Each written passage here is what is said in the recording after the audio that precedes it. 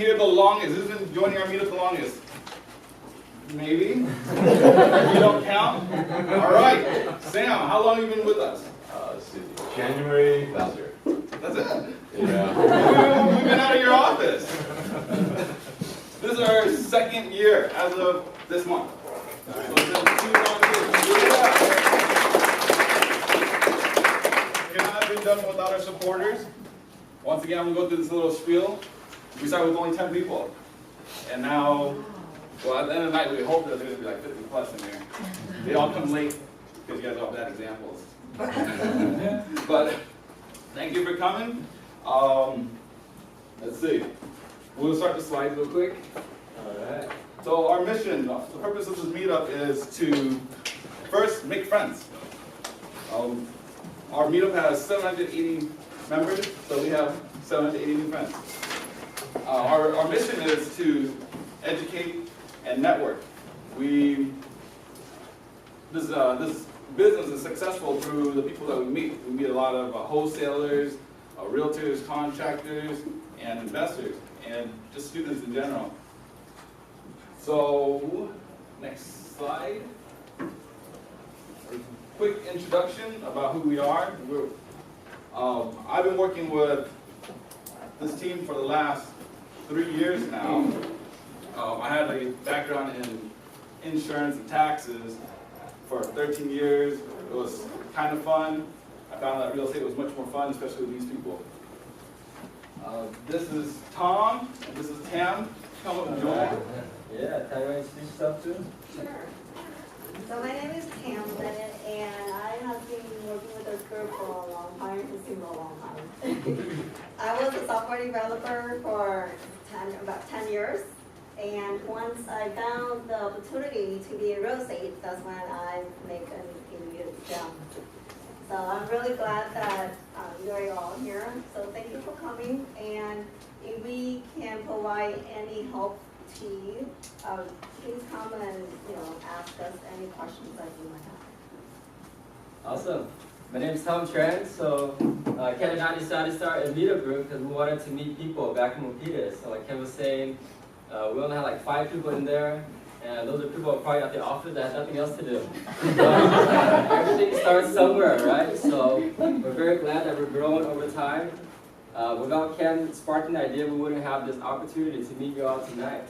So it's been 2 years. 2 years is a pretty long time. That's probably longer than all my relationships. Probably like less than a year. This is a commitment that we're really dedicated to. This relationship is so tight that my girlfriend is jealous of Tom. I spend more time with Ken than his girlfriend. That's how committed we are to making this work. The reason why we want to make this work is because we see how people can succeed in real estate. It's a great business to be in. It's great to be unemployed. It comes with many benefits. You don't have to wake up on time. There's a lot of benefits to this. So this is how our group started. Ken with a meetup, and then Tam with a Strong Mom Property. So we'll talk to you a little bit about that afterwards, about our company. So now, yes. Okay. Yes. So meet our team. Meet our team. So we have Andres and Brian and Kristen, and who else? Am I missing anyone? No. These are our Stronger Moms team. We have a family now. We finally have a family. Andres is a U.S. Marine. Let's give him a round of applause.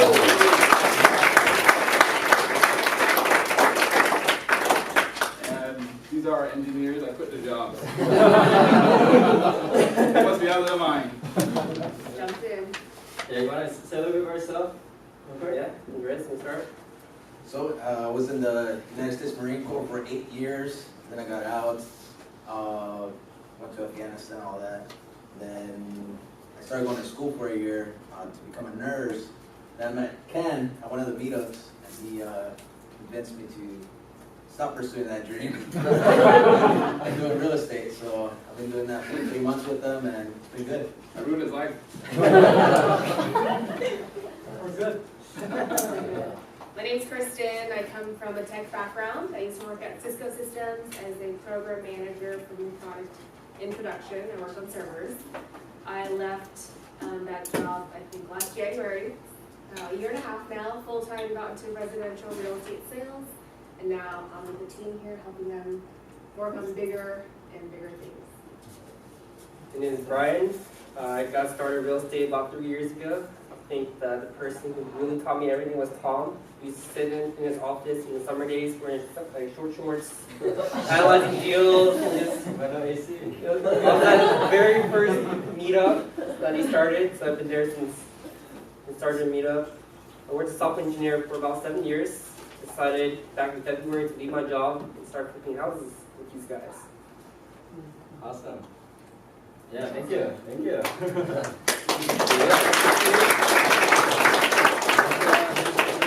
With the team is that not all of us are experienced. We're coming from all different backgrounds. We're all learning. Everyone started somewhere just to learn, right? Everyone started new. I started new. So this is a place where you can start new, but we want to teach you how to get where you want to go. So I'm going to jump to the next slide. Join our team. So we're very open. Anyone can join us. You don't have to be a mom or a dad or anything. You just join our team. Just work with us. We include everyone in the deals, so we don't keep it all to ourselves. Anyone is by default a construction worker, just so you know. Okay, so our company is called Chicago Moms Properties. Chicago Moms Properties. So some of you know the story, some of you don't. So the story behind that is that I actually learned how to flip houses from these two moms in Sacramento. They taught me how to find a deal, how to raise the money, how to fix a deal. And it was very impressive because those two moms were fixing the house for themselves. Can you imagine that? Two moms fixing the house, painting the house, ripping everything out. So they did it themselves, and it really encouraged me to get into real estate and get into flipping. So we want to take that same concept and teach other people that you can have a busy life, you can have kids, you can have 5 husbands, but you can also still flip houses, no matter how busy you are. You can be as busy as you want, you can still make time for it. So think of our group as a very informal group. You can ask us questions, ask us anything. We're willing to share everything. So all the printouts we have tonight are actually a live deal of what we bought and the exact numbers. So you can ask us what's in our bank account, anything you want. We're very, very open. 0. Yes. Negative. My favorite numbers. The next slide. So we do need your help. We need your help to build our following and follow us on Instagram and Facebook. Who has Instagram here tonight? That did not follow us yet. The first person that like this right now gets a book. It's $25 book. It's a free book. Actually, David Finkel is my favorite author. He's a very, very sharp, smart investor as well. He used to flip a lot of houses, and now he helps grow businesses. So we teach how to grow business. Let's see who's liking our page. Would anyone like a book tonight? No, they would like to like our page. None? Or a book. None? You get a free book. You get a free book. Let's This see. book is signed by Ken. Yeah, I'll sign it. Yes. Okay, we only have 5. We have 5 books. Right on. It's one of the best books. So that's the first Instagram like. Who's the first Facebook like? I didn't see anything. That's all I'm sharing on my phone. That one's still open. And then one for whoever came the farthest. Who came the farthest to visit us today? Where do you come from? Redwood City. Redwood City. That's so far. Where? You should have called us. This is Los Angeles. LA. Wow, Los Angeles. Anyone top Los Angeles? Okay, now you beat us. Okay, no one out of state? Okay, you gotta have that guy checked out, okay? Los Angeles? No one flew out of the country to see me tonight? Lima, Peru. Nobody liked their Facebook I page? think you're like, your Wi-Fi It is is. slow, but it's deep. Blame the Wi-Fi. You should have blocked this a month ago. Oh my gosh, I can see how it's like. Yes, I like it. I like it again. So thank you for liking this, Tom. LA. LA. But he ran off. All right. I went to get my phone to like your page. Going back to LA. We're trying to get more followers than Kim Kardashian. Help us. I'm watching YouTube videos sometimes. Oh, you watch our YouTube videos? Yeah. You like Oh, really? The strong one, the YouTube video. Yeah. Thank you for watching. Did you go through all of them yet? Okay, not to create new content yet. Yes.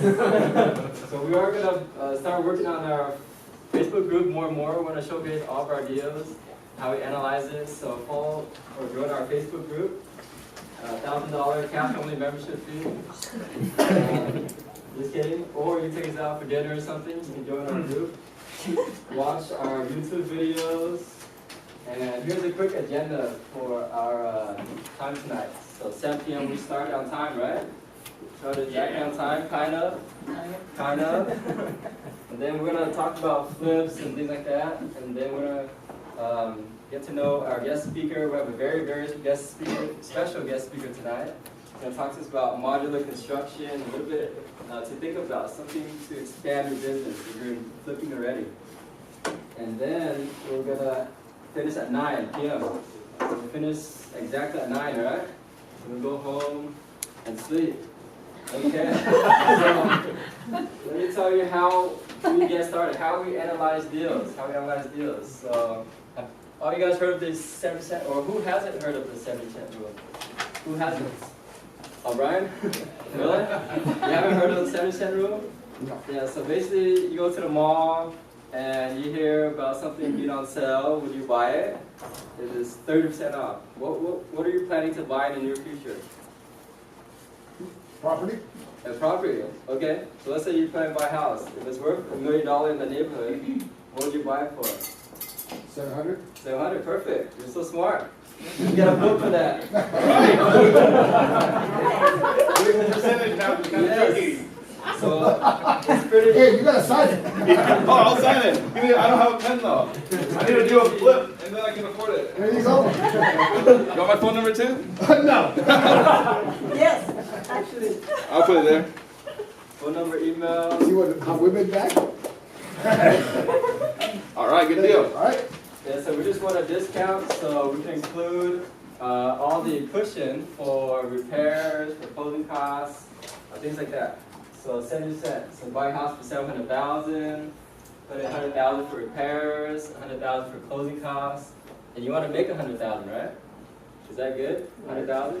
Not bad, right? So that's the whole goal behind it. Just make $100,000, or if you cut that in half, let's say in other areas, Oakland or Hayward, cut it in half. So just divide everything. So you buy a house for $500,000, $50,000 for repairs, $50,000 for closing costs, $50,000 for your pocket. And that's the quick idea behind that. So basically, you just want a big spread. So I'm gonna go back real quick. You just want a big spread, right? Whatever you can buy the house for, and whatever you can sell the house for. Pretty simple. As long as it's a big spread, $100,000, $200,000 difference. So it covers all your repairs, closing costs, hard money costs, girlfriend costs. You want to cover everything, right? You want to cover all your possible costs for that deal. So let me show you this deal. This is a live deal that we just bought. So this one we bought for $820. Anyone familiar with Fremont? Yes. Yeah, so you look this up on your phone real quick. You can see the specs of it. So how big is this house? Can someone pull this up real quick?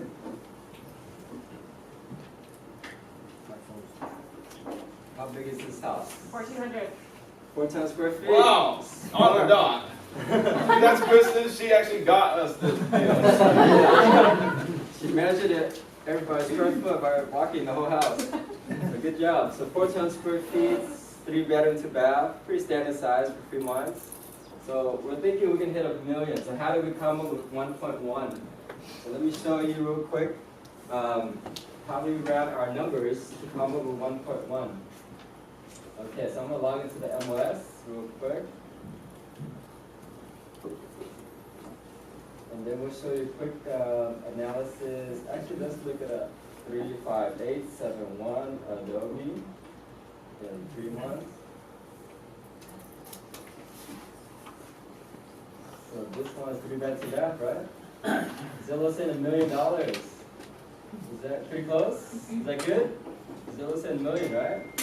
So Zillow is always accurate, right? No. We rely on Zillow. We don't even need to look at the MLS anymore. Let's look at Zillow. Okay, so I'm going to log in real quick. Remember my login, okay? I love my mom. Okay, I'm in. Alright, so let's do a quick radius search. It doesn't take that long to do a radius search if you have the right tools. So you want to be an investor, you want to be serious about flipping, you should get the right tools, right?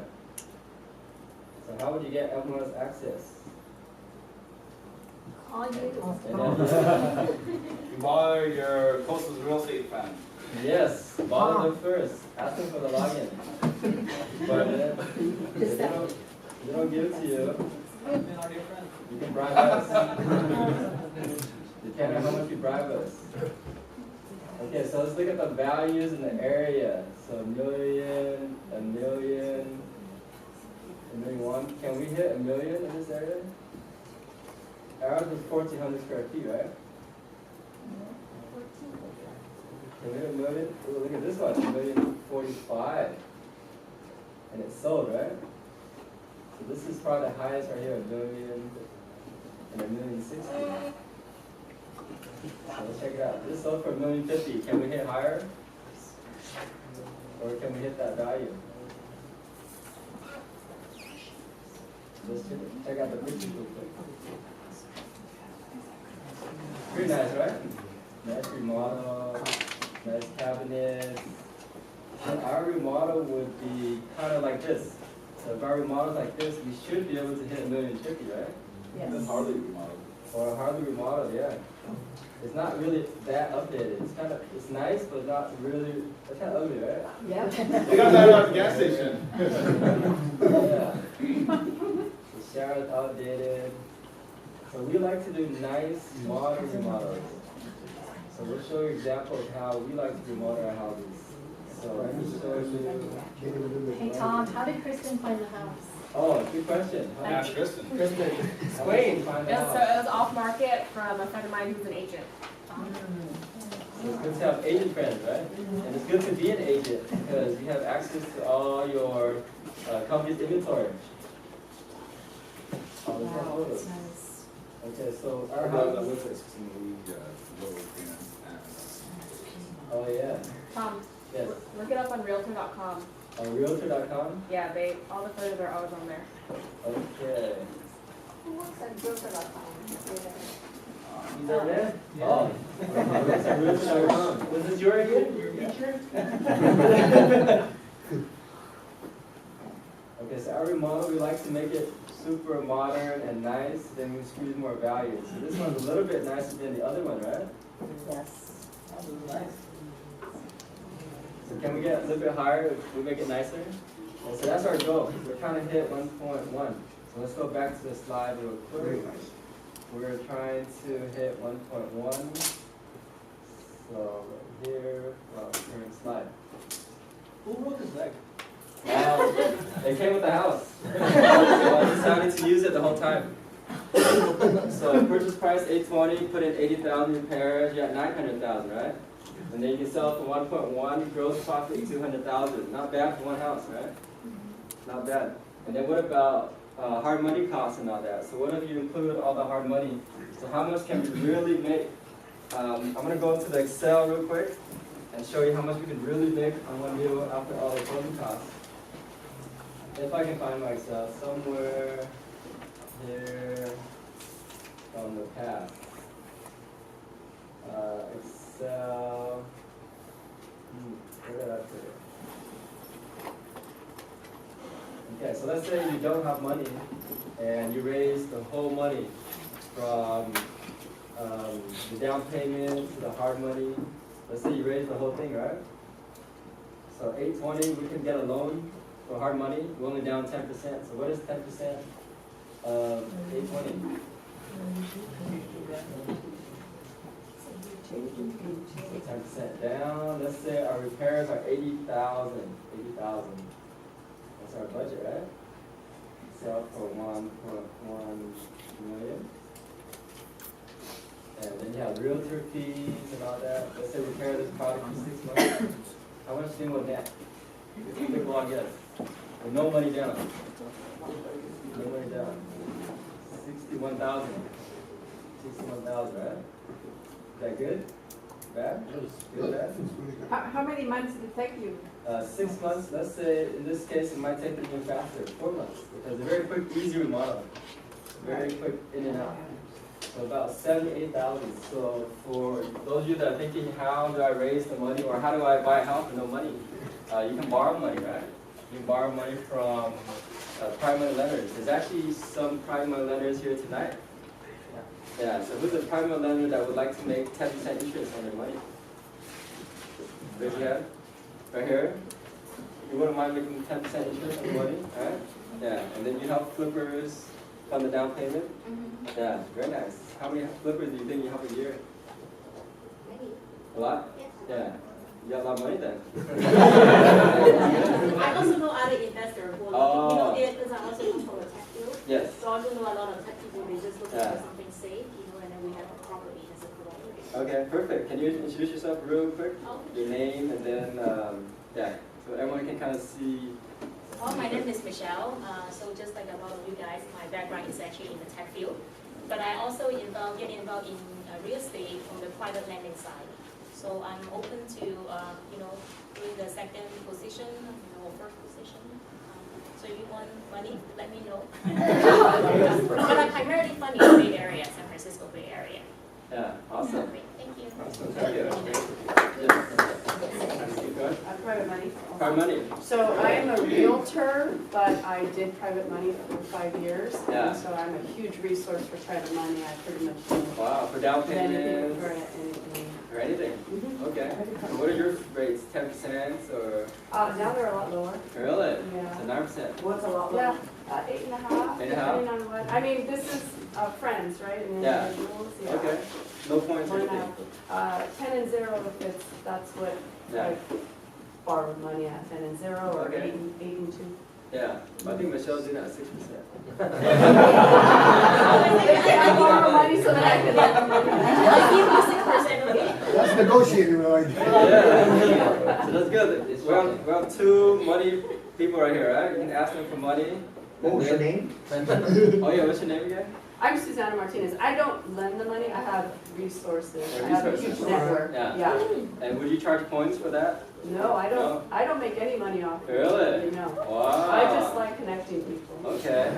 Yeah. We'll call you after. And then if you need hard money, there's so many hard money companies nowadays. So we use Iron Bridge. They're pretty good. Iron Bridge. Yeah. We have Dan here. Dan does a lot of creative financing and all that. Would you like to introduce yourself real quick, Dan? Sure. I'm Dan Noble. I've been in this industry longer than God, and I love what I do. I met Tom Milpius. We're talking about a couple of deals. We have a brand new lender that's just come to the area from Utah. They're called Secure Net Lending. They are backed by somewhere between $40 and $120 million that they want to put out in real estate. They're doing first loans right now. They're talking to somebody with $26 million who wants to do gap funding. And I don't know what their rates for gap is going to be, but I know their first loans, they say they can get them done in anywhere from 2 to 5 days. And they're anywhere from 8.5 up to 10%. Points are 1.5 up to 2. My role as that is a little like Susanna. I'm an asset manager. I help people find deals, I finance them, and when they're done, I help them sell them. And most of it's off market. So I have business cards. Come see me. I'm happy to talk with you. All right, thank you, Dan. Good, man. It's about plenty of money here tonight, right? Plenty of money to put the deal together. I wanted you guys to think about the process. First is questions. These two as well. Oh, more private lenders? Nice. You're a type of money and how cheap it can go? Well, I can't beat her prices, but, I will negotiate down to her prices as well. 10% interest? Okay. Okay, nice.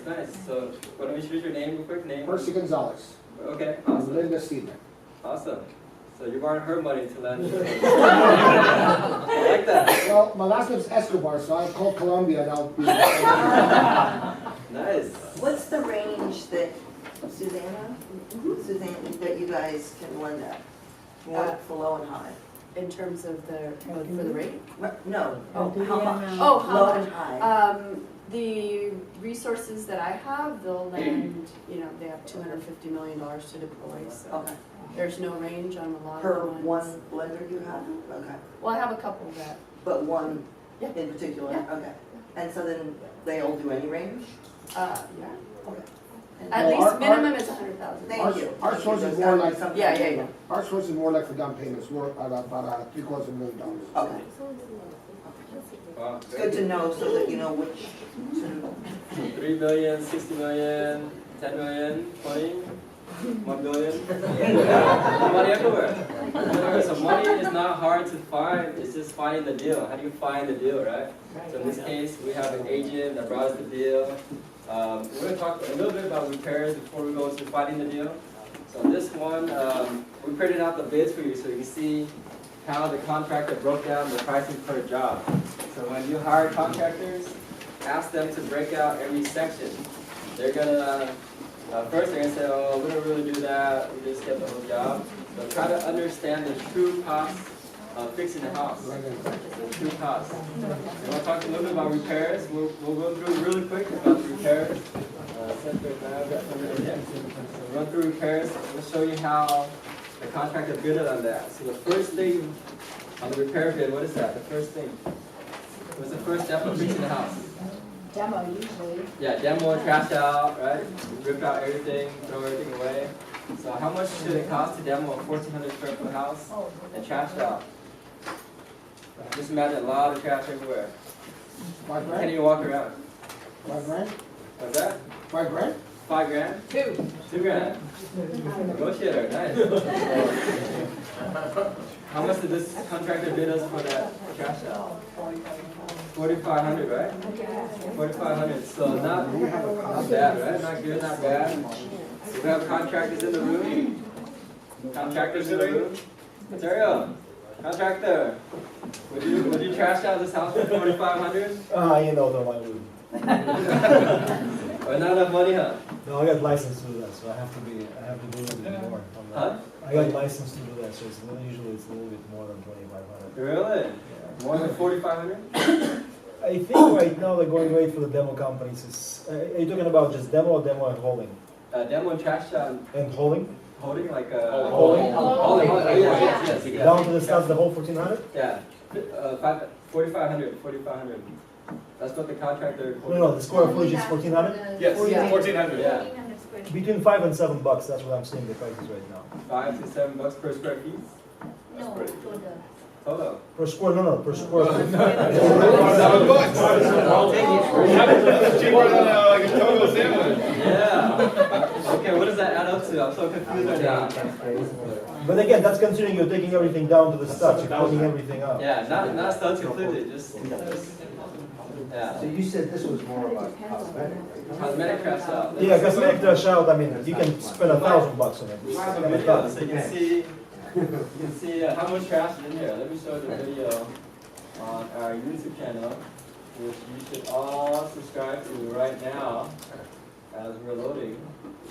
Where is it? My email, someone else's email, right here. So where is Adobe?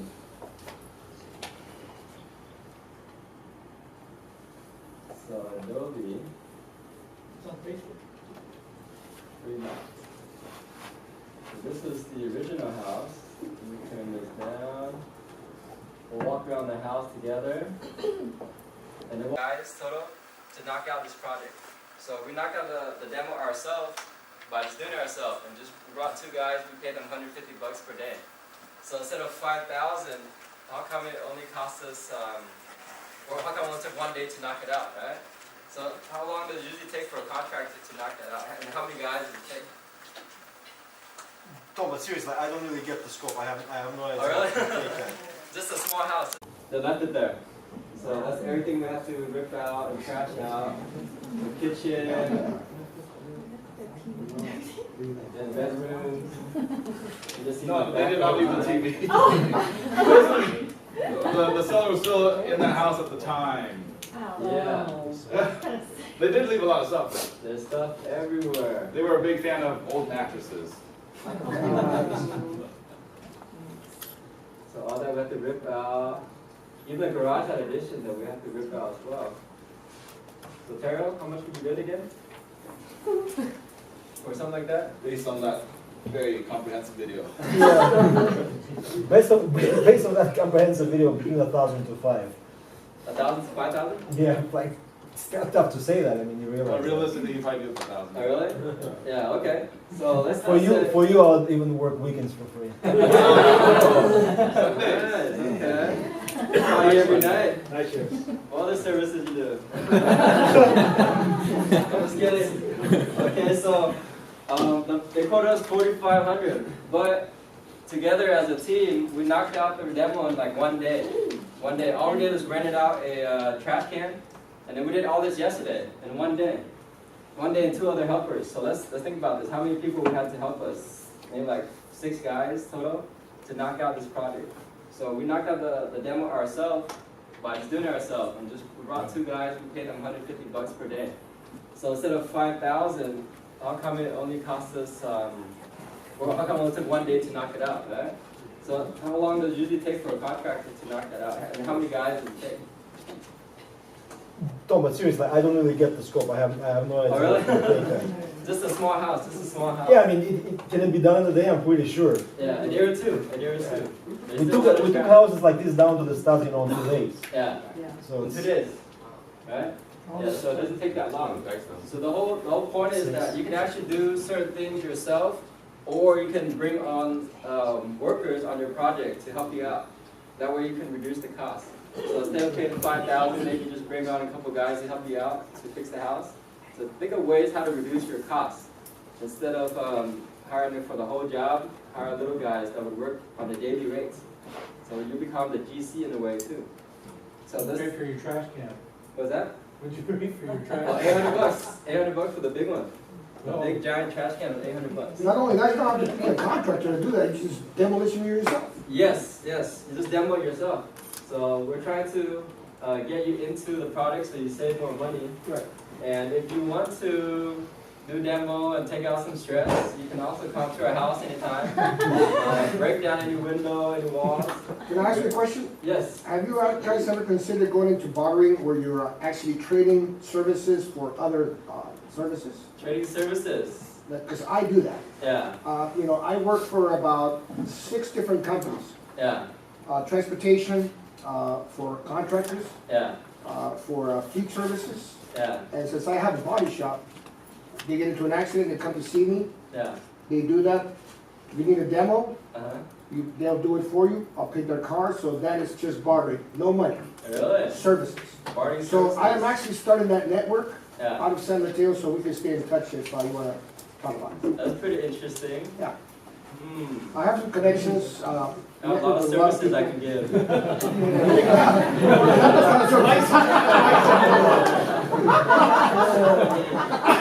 I can work for it. I don't mind.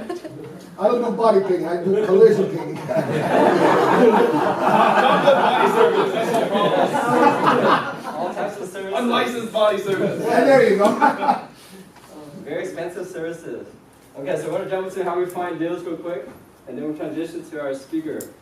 So basically how we find deals is we email campaign agents, we call agents all day, so if you want to actually find deals with us, we can train you how to talk to agents and start getting deals. The main thing is just get the leads, get the leads, get the leads. As far as analyzing the deal, it takes time, right? It takes time to really understand the market, so we'll help you with that. So email agents and wholesalers, they all give us a lot of deals, right? Any wholesalers tonight? Any wholesalers? Wholesalers, cool. Any wholesalers with a deal that we can put together tonight? Barbara, you have a deal? Right now? Yeah. Okay, where? Can we go over it? Santa Cruz. Santa Cruz, nice. What are you gonna exchange? Are you gonna give us the address for our special services? Yeah. It's 323 Liberty Street, Santa Cruz. 323 Liberty Street, Santa Cruz. Okay. Send it over to me. I'm gonna jump into this chair. What is it again? 323? Liberty Street. Liberty Street, Santa Cruz. Liberty Street. It's little quarter lot, Santa Cruz, right? Santa Cruz. How much can we buy this for? Oh, maybe around 800. 800, right next to the water, right? Yeah, Close. 2 blocks from the water. That's good, right? The area probably, what, 1.1, 1.2. It's a Really? funky little house. So 1 car garage. Yes, it's got a flat roof. So this one, okay, so let's check out the comp real quick. 32,000 square feet. You said 850? Around 810 or 850. And the guy, Yeah. I think he's about ready to sell. Oh, really? And there are issues, of course. Is Yeah. it unpermitted, like unpermitted stuff? I know there's a lot, because I'm from Santa Cruz, so it's, No There's a lot unpermitted of stuff, stuff. but you walk in, So am I. you walk in the door and you're hit in the face with pet smells and smoke, heavy smoke. Got it. So I don't know the condition, you know, who knows the condition of the floor or the, So you think he's it's got so, stuff stacked all over, but that's not bad. yeah, okay, so the price is what, 8, 10? Around 8, yeah. Now, the tree is, I don't know what the problem is, but the tree in the front, right next to the, you see that where the street and the driveway is, there's a big tree. Yeah, Well, it has destroyed the driveway and there's a huge crack in the sidewalk. yeah, So I don't know if the city is, you know, responsible for that because it's between the sidewalk and the street. yeah. So What let's if- say, let's put up some numbers real quick. it hasn't affected the foundation though or anything? Zoom No, in. it doesn't, I don't think it's affected the foundation, but the streets, yeah, I mean the sidewalk. So bought this for 810, right? 810? Yeah, about that. And the only other thing is right on the corner of Delaware, which is, it's not a horribly busy street. What is the repair cost? You think on an 1,100 square feet house? Repair cost? So repair cost for this house, maybe like 50,000, 75,000? Yeah. The only other, there's an ugly fact to this house, right on the corner of Delaware and Liberty Yeah. is electric pole. Oh, so that's not good, right? And, well, it's just a pole, but then they got a wire that goes right to the middle of the front yard. You know, Yeah. I mean, I don't know what they call that. Okay. Shocking. It supports the pole, and I don't know if it's, you know, if it's on the So tile. that's gonna deter the value. The So let's pre-lit. let's say our total cost is about 885K, or what is that, 85K? ARV, you're saying 1.1? 1.1, 1.2, So let's say 1.1 for now, right? yeah. So gross profit is how much? 215. 225, so that's good, right? Very similar to our 215. Fremont house, 250. Yeah, Okay, so let's look around real quick to see the area, 0 through 500, just to get an idea of the last 500 days, single family, yeah, there's one right across the street that I think sold for 1.2. 1.2. Yeah, Is Wow. it same square footage or? yeah, it's about 1,400. No, wait a minute, I'm sorry. It's only about 1,118 square feet. Okay, 14 results. Now that there was good. one sold on Liberty, So now let's relatively, look at price per square feet. Right here. Okay. So we're gonna sort by square feet. The highest value 1.4 for 1,200 square feet. Wow. yeah, That's pretty interesting, huh? yeah, And then the one you said right across the street, 1.25. yeah. Wow, so that's a really high price per square feet. So let's look Yeah, at this better one. than rice, yeah. This one's better than ours, right? It has 2-car Oh, garage, yeah. better driveway, better purple tree, Better shells. a lot better features, big lot. Because if you look at ours again, Aren't it's they? not that pretty, right? Oh, God. These houses are great. It's pretty ugly. Pretty It is. Quite different. It's kind of ugly with the window here and the 1-car garage, flat roof. Yeah, flat This roof. one, it doesn't have a flat roof, right? This one has a full roof. It's got a pretty decent lot. So I don't think we can hit 1.2. So going back to the numbers, 1.1, right? Yeah. Pretty nice remodel. Colorful cabinet. It's not updated, but it's good condition. Yeah, this Yeah. one, it's got a teeny, all the rooms are, it's a 3-1 and it's all the rooms are small. That's a cool bathtub. Yeah. Okay, nice. So this one hits 1.25, and we can probably hit, let's say, 1.1 all fixed up. So similar numbers. Let's look at the numbers again. So 1.1. Total cost. Let's say total cost 900. Here would be 1.1. Who would buy this right now? Anybody want to buy it? No, I don't buy it for that, I buy it for about 8-10. 810. Yeah, but Can you add if some you- square footage on that? I mean, It's I'm 11. trying to look at that. Yeah. It's Add 11 some square inch, footage. it's small. Kinda small. 3-1 and- Yeah. Can you lock it up for 810? Can you lock it up for 810? Can you lock up the price for 810? That's better. Yeah. Okay, so that's good. So that's a possible deal, right? Just like that, a possible deal that we can put together tonight. Yes. I've got one actually, I got a partially finished rehab that my business partner and I Yeah. want to get rid of in Oakland. In Oakland. Yeah. Nice. So we just sold a house around the corner on 11th Avenue, and believe it or not, we're just breaking even. So the profit that we Yeah. would have gotten on the other house, we can't continue to finish with this other house Yeah. that we're working on. We had to fire the contractor as well. Wow. So we're just looking to get out of it pretty Okay. much. What's So, the address? You have It's the address? 1351 East 26th Street. East 26th Street. It's 2 blocks from Highland Hospital, close to 580. East 26th Street. So close to the hospital? Yeah. So that's good. If you get robbed or killed or stabbed. No, it's you know, Never in it's a Oakland. pretty, Pretty safe area? yeah, it's a pretty safe area. Okay. So that's how it looked. How much you bought it for? We bought it for, well, we're into it right now for $637. 637. You bought it for 540. I saw that there. Yeah. 540. So you put in about 60, 90K, 100K already? Yeah, Wow, it should have been done. yeah. Well, Wow. we've had actually 2 bad contractors Yeah. on this house. Wow. So, yeah, this thing has been, You should call Terry. Terry can do it.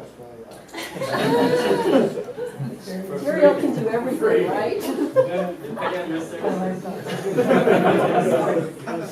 So it's pretty decent house, right? But it's 1,800 square feet, very big. Very So big. actually, we have dug out, so we had like a basement, and so we dug out the whole basement, so Yeah.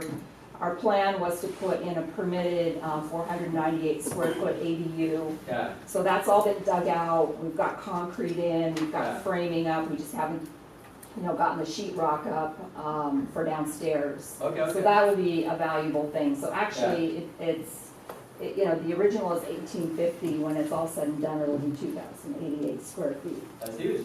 Did you add a Plus, there's a huge lot. It's on a Uh-huh. huge lot, which you can't really see. I don't know if there's pictures. So you've got multifamily on one side to the Yeah. left, and then on the right, you have some condos. So you Yeah. actually could develop in the back of this lot. Yeah. If we had the money, we would obviously do it, but, that's like a long-term Yeah, 7,000 long-term thing.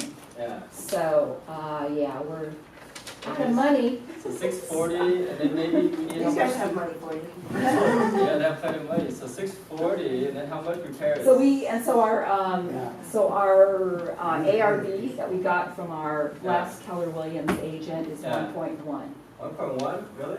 So that's just for the house. If you were to develop on this lot, Yeah. condos, it would obviously be, More, right?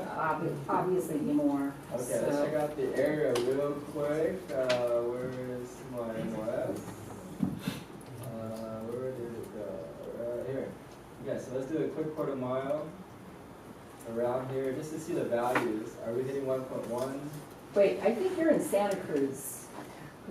I'm in Oakland. This MLS is pretty good. It hits all of them. Oh, okay, I think you're Yes. still in Santa Cruz. So 30 results, and then we're going to scroll down to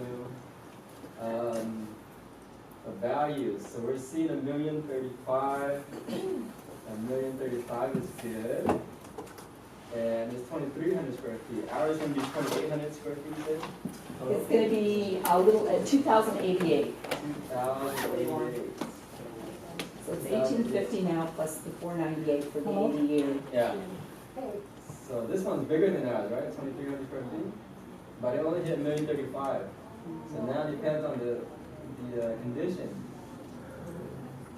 And it looks pretty nice. 1-car garage. Yeah, it's good. Yeah. All fixed up, right? It's painted. Wow. It's a very nice remodel. Very nice remodel for Oakland. And this hit only 1,035,000. Yeah. So it might be hard to hit 1.1 because this one's bigger, right? This one's bigger than ours. So this one only sold for 1,035,000. The lot is like, the lot is 3,000 square feet. So that's a very small lot. The lot, you're right. The lot's smaller. But people care more about the house than the lot, right? So the house is more important than the lots. But, so let's say even 1,050,000, let's say 1,050,000 for this one. So put in 640, maybe another 60 grand to finish it off, 60 grand? The bid that we got from the contractor that we were gonna use is about 75K. 75, okay. So maybe what if you part up Ontario on this one, he'll finish it out, so you don't have to sell it, no closing costs. You don't have to waste money on closing costs. And then he'll fix it out, 75 grand, put it right back in the market, and do some type of partnership. So instead of making nothing, you can make something, right? So because your total cost is 640, put in 75, you're at 700, and probably push $1 million. So there's good enough spread for everyone. And you want to avoid selling it twice, because there's a lot of closing costs. Yeah, so would you do that, Terrio? Absolutely. Yeah, he had a lot of money too. I asked him for money all the time, but he said no.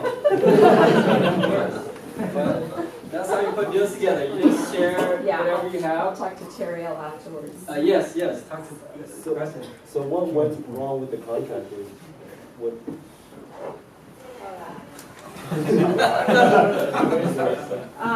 Actually, it was my business partner that hired the contractor. So I kind of because I live in Santa Cruz, she's up in the East Bay. So we've been working the Oakland market. And so she got this referral from another investor. And the guy, we found out he's unlicensed. We would hire people off the street. That's what we did. So we blew through about $118,000. And then on top of that, my business partner's daughter was managing it, just no experience. Because I was working on another project of ours, and I guess he just kind of bullied her. Yeah, I'm going to pull the guys off the project. Give me more money, give me more money. So good experience, right? So good experience, found the right partners. Not a good experience, but yeah. Yeah. Good learning experience, yeah. You have enough cushion. You have enough cushion to come out positive or worst case break even. So you'll be okay. Yeah, so you have plenty of room there. So that's good. We're gonna get ready for our next speaker. We're gonna go over his very impressive bio. So you guys saw Brian's bio on Meetup. Let's look at, let's see here. So today we have Brian. Where is the Meetup? Brian, come on up. Let's check out your bio, Brian. Look at your beautiful picture. I like that. Did you get a haircut? Looks good. I think it looks the same. That's wonderful. Thanks for coming today, Brian. Let's read his bio real quick. So let's go down. And then Brian's also going to tell you about himself too, but I just like to read people's bio. It's fun. Okay, so where is it? Right here. The CEO, REO Management. So entrepreneur, business visionary, team builder. You started real estate in 1985. Man, I could call you Dad. I was born in 1990, first company, Brookshire. I think Berkshire halfway copied you. Brookshire, that's cool. So, multi-family Chicago. Brian served in acquisition, purchased $350 million in real estate. Okay, thank you. That's a lot of real estate. converting 4,000 apartments to condos. Owningcondo.com. You still have that website? I do. It's not up. I have that domain. Oh, nice, okay. All right. 2009 shifted to bank auction foreclosures, and now you're doing development, modular, right? We'll see. We'll talk a little bit about it tonight. Okay, cool. So we're gonna get to know Brian. So very impressive background. So everyone, welcome Brian.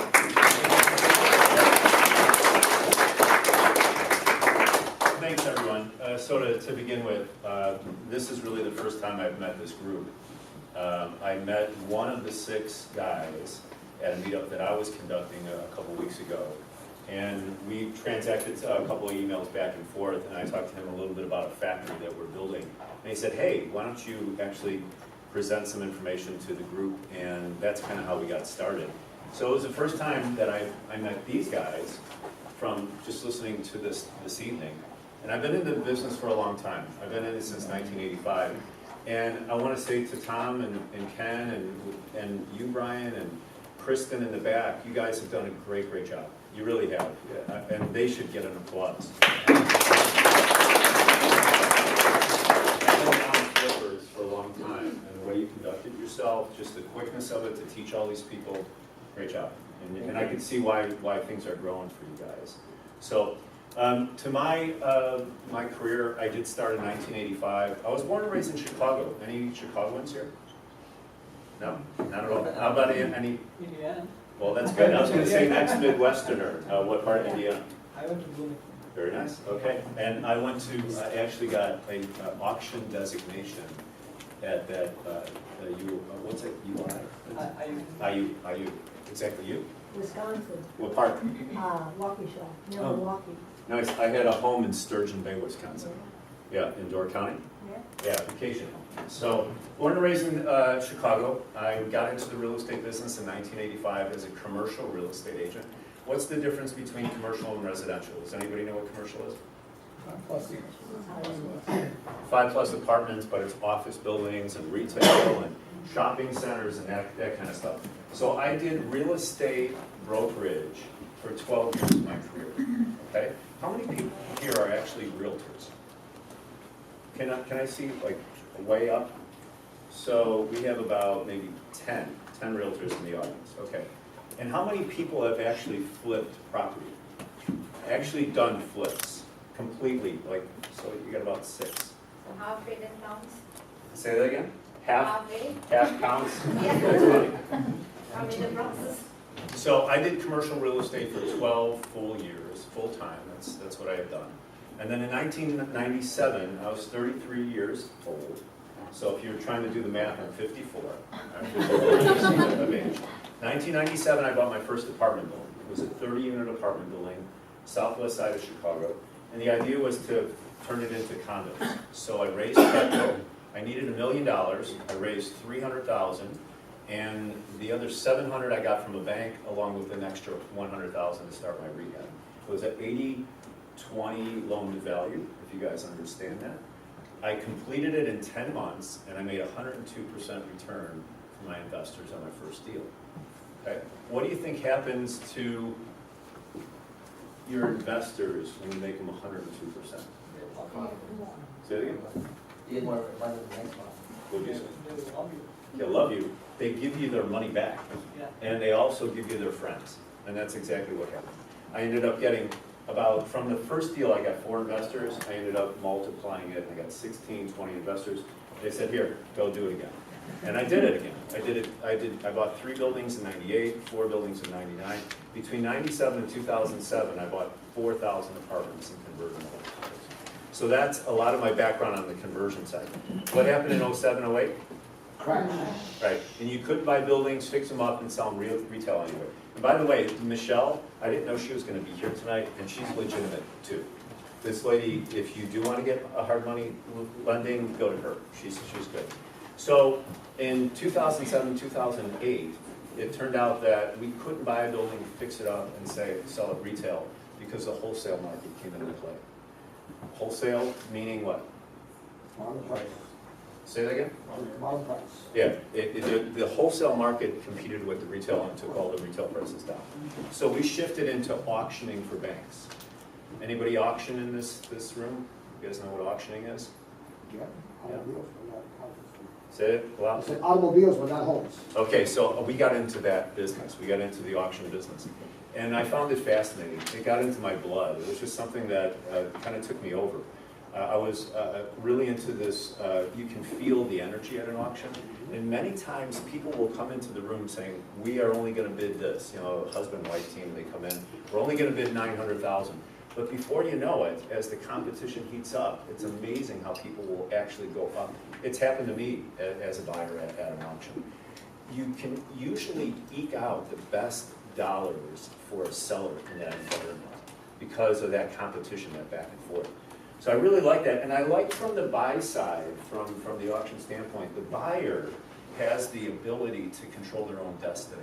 I don't know how many people you bid in the traditional way here, but what happens is you submit an offer to a realtor, and then it kind of goes dark, and then it goes behind the scenes, and then ultimately at the end of the, you come back and someone says, I'm sorry, but your offer has not been accepted. There's 9 other offers on the table, you don't know if they're lying, and it just was something that I didn't feel real comfortable with. So I love the auction environment from that standpoint.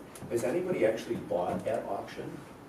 I mean, not sold the property, but do you know one of the biggest auction companies out there?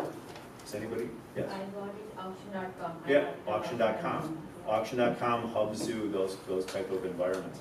So I love that, and I got into it, and I got into it real deep. I ended up buying the domain realestateauctions.com in 2010, and I built it. I built it to 14 states. I moved from Chicago to Palo Alto in August 2012, and I continued building it. And I got it to a point in early 2017, 14 states, and I realized that at the end of the day, it's just simply a brokerage.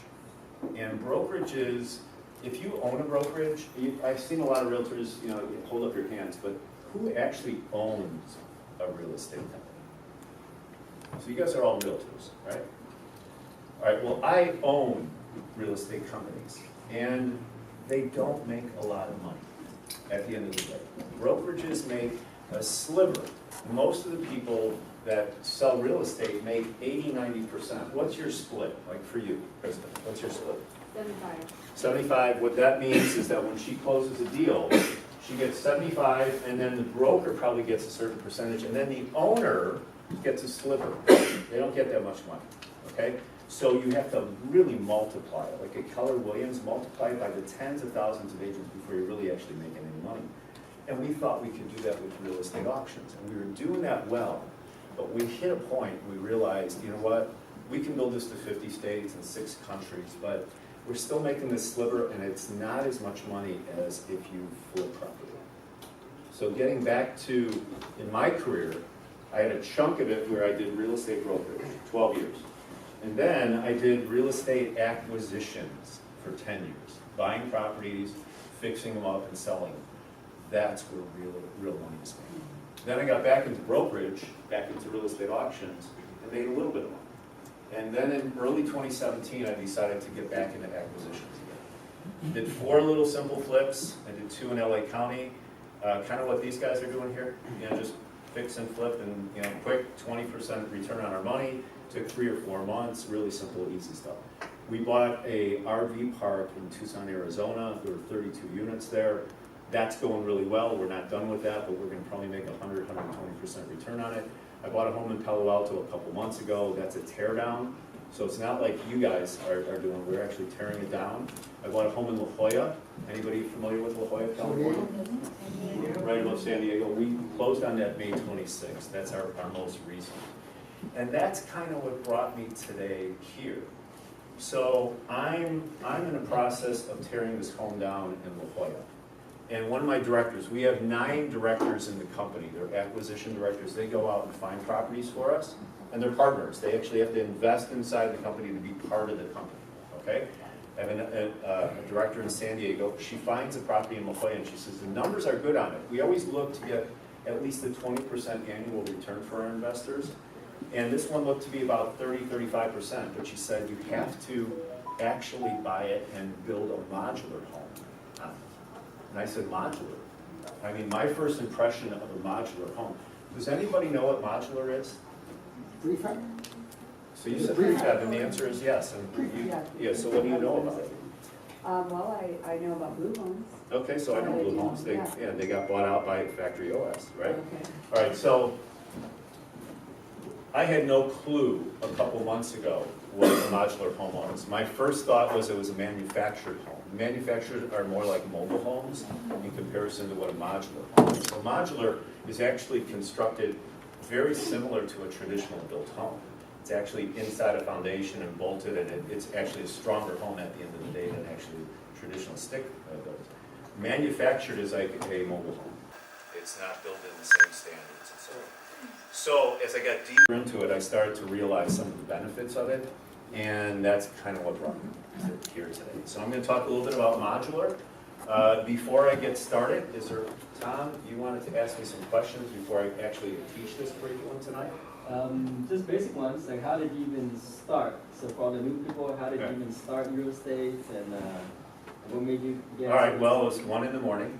I was drinking beer with a friend, and I was 21 years old, and saw an infomercial, and it said that you can actually make a lot of money buying real estate. Yeah. And that got me one of those late night programs. I said to the friend of mine, I said, come on, we got to get our real estate license. If we get our license, we'll be in a position where we'll see the deals inside. And for all of you that actually don't have your real estate license, if you're really serious about flipping, I would really, really encourage you to get your license. Because what it will do is it will, first of all, give you more knowledge, because you have to go through the licensing process. But second, it will give you the efficiencies of being able to quickly go to the MLS, just like he did. He was able to go in and access the MLS, and then create your own appointments on your own. You don't have to have another broker to help you do this, so you can move quicker on deals. So I really, really encourage that. So that's how I got started. Very nice. I fell in love with it, and here I am. Did you pay for coaching or anything to help boost you? Or? No, I've always been self-motivated, Right. and I didn't need to know that. Okay, very nice. So, Yeah, so you wouldn't recommend any coaching, just dive into it, right? I've had business coaches throughout my lifetime, my careers, my different real estate paths. So I encourage that, but I personally didn't have any when I first started. Gotcha. Okay, cool. All right. Okay, keep going? All right, so can we backtrack a little bit? All right, so I usually have a pointer, but everybody can see this curriculum. All right, so we teach something called the 10 steps to flipping property. I run 4 meetups, basically a quarter. And the last quarter, the second quarter is now ending, and we just finished the 10. First is how we identify property. So our meetups last about an hour. And as I go through this curriculum, like you went very fast. And it was great because you summarized almost 10 sessions in an hour. You're like, and then we do this, and you pull up a pro forma, and then you're doing all this stuff. Holy cow. And it was great for a lot of you guys. We do it a little different. We actually take 10 steps, and we break it down slow. Like super slow. You guys would be, the differences are amazing. And they're both interestingly different. Okay, I'm not saying one's better than the other. But the way we do it is we literally take an hour and break down how we identify properties. And you gave 9 different things. Remember the realtors and this and this and this and this. So we do 14, but we break it down and actually go through some detail to it. Okay. So the second one is how we inspect properties, our professional way of inspecting. We do what's called a financial pro forma. So that spreadsheet, we take every single one of the expense items and break it down. So some of you might fall asleep. And if I see anybody sleeping in here, I'm going to have to yell out. I can already see some of the body language. I'll try to keep it quick tonight, all right?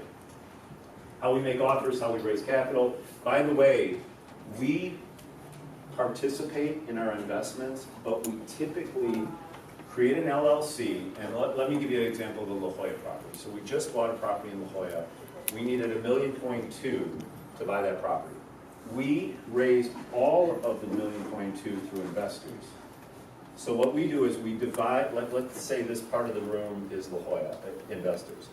We create an LLC, and then we divided the $1.2 million by 50,000. So you came in for 50, 50, maybe you did 75, 150, 50, and then when the 1.2 is raised, then we close on that property for the LLC, and we manage the process for them. We manage it. and we make money by managing it. We get an acquisition fee, we get a management fee of the profits, it's 10% of the profits. We get a construction fee to oversee all the construction. And then lastly, when the property is ready to sell, we get a disposition fee. So we get 4 fees along the way. And I want to tell all of you realtors in the room right now, I've been at this for 32 years. This makes more money than what you're doing. All right, so if you're combining the two together, you're smart. All right, I don't do brokerage anymore. I just do acquisitions. Because you're making those 4 fees and you're controlling your own destiny. Yes? Is that the same as like syndicating with yourself? It's a little like it, but it's not. It's called a private offering memorandum. It's a private, it's not securitized.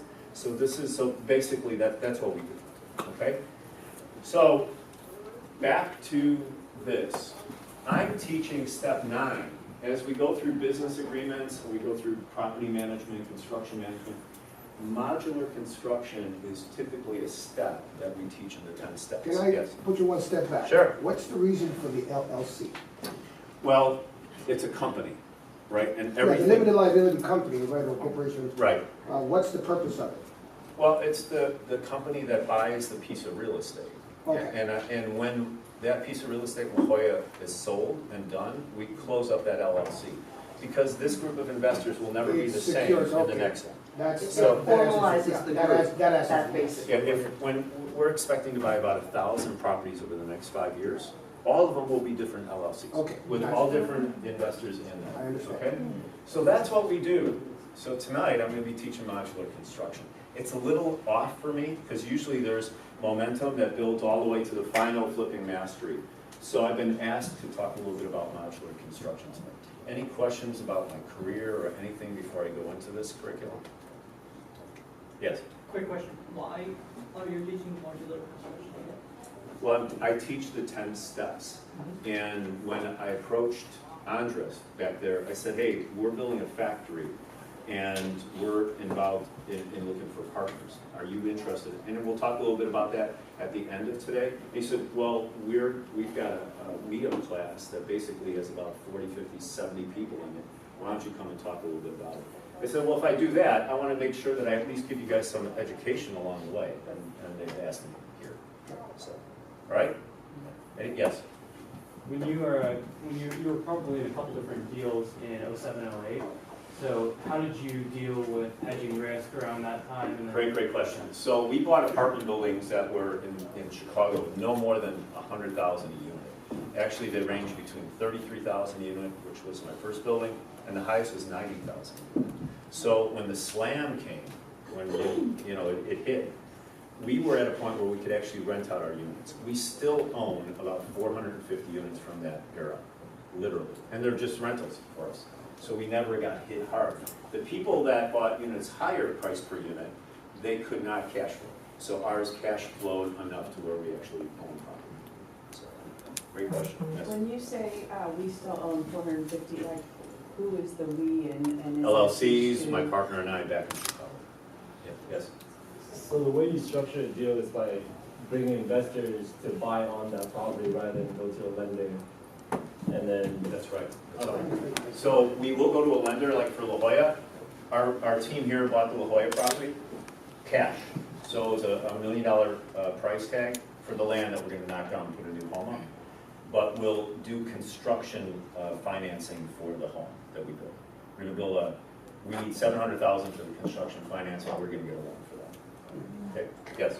So for the La Jolla deal, is the preferred return for your investors going to be 20%? No. Preferred means that it's sort of locked in and guaranteed. Okay. No, we don't do any of that. Okay. It's, hey, whatever comes, happens, what happens. We expect it to be about 35 to 40% return in 12 months. But hey, sometimes it hits, sometimes it doesn't. I lost money on one deal. One deal out of, I don't know, at least 40, 50, 60 deals. Yes? So how many investors in that deal? In the La Jolla deal was 19. 19. 19 investors, yeah, all from the California area. All right, any other questions before? Yes? What type of splits do you do on the deals? What split? Like, do you take a percentage of the profit? Yes, so all you guys, when we teach the classes, we teach you to become us. In other words, do what we're doing. We make money 4 ways.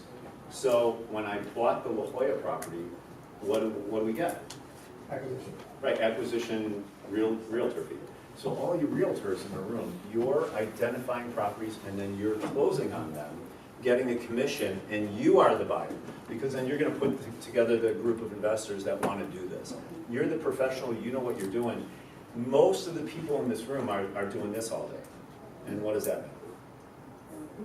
They're coders, they're working for Facebook and Apple, and they want to flip, but it's not, one thing that I might go against what you said, it's hard to do this part-time. It's a full-time job.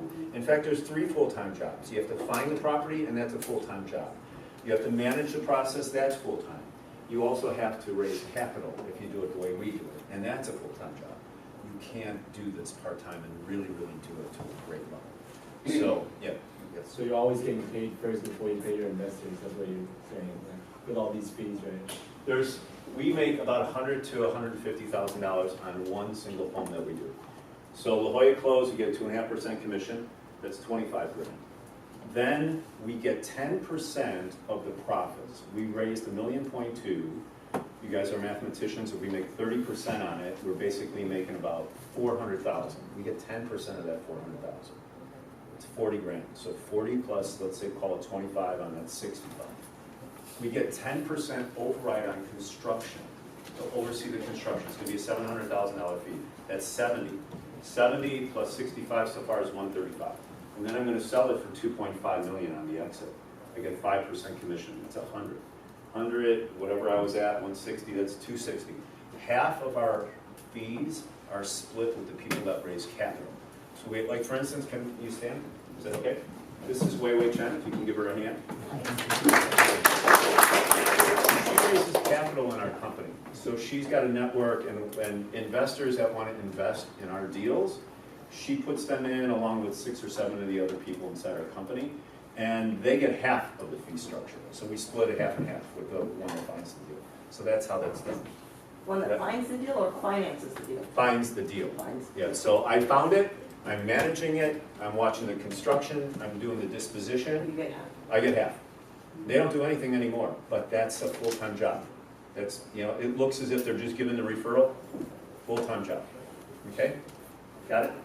Did I answer it? I think I branched off and I wasn't sure. Okay. I'm here after 9. If there's any questions, I'll try to run through Modular quick. I'll tell you a little bit about my agenda and why I'm here as I'm going through this. And then I'm going to be around along with Wei Wei to answer anything about the company after 9 o'clock. Okay? Good? All right, so here we are, Chapter 1. I have 5 chapters tonight on modular construction. To begin with, the building is constructed off-site in a modular setting instead of a traditional stick build. What does off-site mean? Not on site. It's not on site, right? It's not where the home is. It's not where the piece of land is. Like La Jolla, it's not in La Jolla. It's not being constructed in La Jolla. About 90% of the home actually is constructed in a factory. It's actually in a factory, okay? Second, it's under controlled plant conditions. So it's under controlled. Controlled is a key word here. See, when you have it under a roof, you don't have to worry about rain or anything like that. It's in a controlled setting. Same materials as stick built. In other words, when we actually construct it, it's the same wood, it's the same materials, the same labor as you would use in a tree. When I say traditional stick built, do you know what that means now? Traditional stick built. Yeah, but standard home. Yeah, standard home. What's your background? I see EXP, realtor. How long have you been in the business? 20 years. 20 years, great. Anybody been in the business longer than 20 years here? So you're, yeah, so how many years? 1973. 73, so you're second in the group, right? Awesome, awesome. So traditional stick built is basically just the normal way homes are built with that you see them, right? I live in Palo Alto and I've got a home 2 doors from us that are actually, it's being built and it's been being built for the last 12 months.